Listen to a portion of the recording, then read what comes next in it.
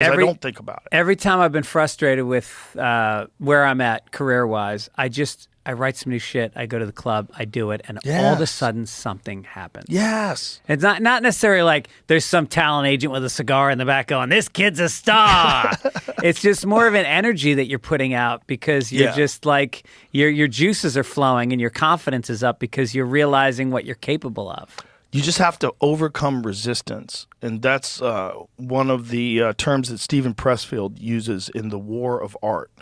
The War of Art, not to be confused with The Art of War. Oh, yeah, you gave me that book once. Yeah, and he talks about resistance, and the resistance is the thing that keeps you from writing.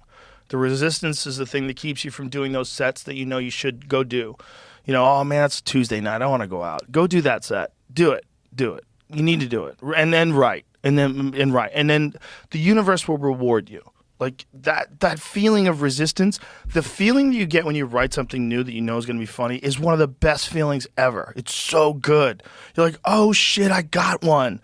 It's like I caught a fish through the ice, you know? Like oh getting laid. Yeah, it's amazing. Yeah. And so then you know that you were rewarded for overcoming that resistance. But so often you just want to like jerk off or watch a movie or eat a pizza or play a video game. But if you could just force yourself to sit in front of that fucking computer. Whenever I do, I come up with something, a punchline, a tagline, a new premise, something. If I could sit there for 2 hours, just 2 hours, just drink some coffee, smoke a little weed, and just sit there for 2 hours, something's going to happen, man. That's what's amazing. When I look at people that, like you, Bill Burr, people that really, Louis C.K., people that really create at a high level, like it is the ability to not eat that pizza or play that video game. And there's something in most people that can't resist that. And it goes back, I can remember being in college and having a fucking term paper due and instead going out for a beer or jerking off or whatever. And, you know, and I'm like, you know, it's, I don't know what that is. I don't know if that's completely innate or if that's something you can build on. You can build on it. 100% you can build on it. Everybody it's like what you were saying before about being as wealthy or successful rather as you think you should be. You know, that everyone is as successful as they think they should be eventually. I think it's similar to that. I think you just decide that you're this person that fucks things up and you continue to fuck things up because that's your past. It's like one thing I've said before that I had to learn very early on because you know, when I was a kid, I got bullied a lot and, you know, I was kind of very timid and worried about people kicking my ass because we moved around a lot. And then I became a martial artist. And then in the process of becoming a martial artist, I realized, like, I would still get nervous when I was around people who bullied me before when I was younger. Like, I didn't feel like I should have been just like, hey, fuckface, but I was still nervous around them, even though I knew I could kill them.